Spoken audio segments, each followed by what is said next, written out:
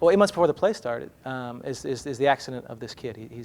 He's out playing in the yard with his mother. Howie's off at work. Becca gets a phone call. The dog, Taz, takes off into the street. And he runs out into the street after the dog, and he's accidentally hit by a car. Well, Howie's the dad of the kid that was accidentally killed. He works in the city in Manhattan. He's a risk management broker.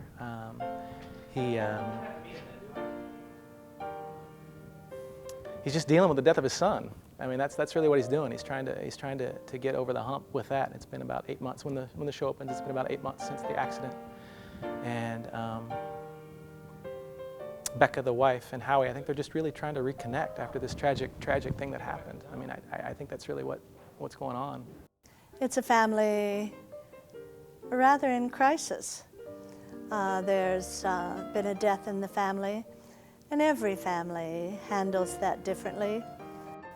So it's just this huge blow to this family. I mean, there's some stuff that's happens in their past, that's happened in the past of their family, not necessarily with Howie, but yeah, I think it's just these families just trying to find a way back to being able to talk to each other again and be a family again. Yeah. Well, it's parents' worst. It's your worst nightmare. It's your worst nightmare, which is what the playwright said. Everybody asks playwrights, well, what do you write about? Do you write what you know? Do you write what you don't know? And he said, I wrote what scares me. And at the time he had a 4-year-old son. And so he wrote what scared him. And I was like, that is my biggest fear. It's a slice of life. But at the same time, it's the same thing that happens in every play. You take the looking glass, the microscope, and when you see it, it's enlarged. Life is just a little bit bigger than it really is.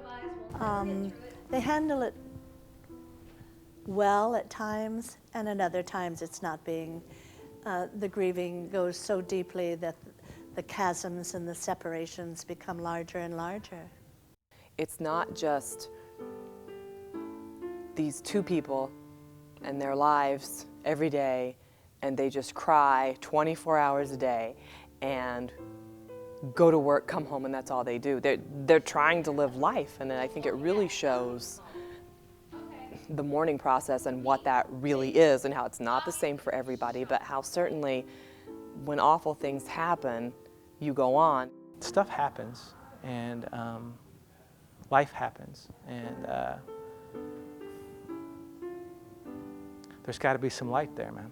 You know, there's got to be some light there. You're looking for that light in those situations, whether it be, whatever it be, whatever it be. You're looking for that light, that hope,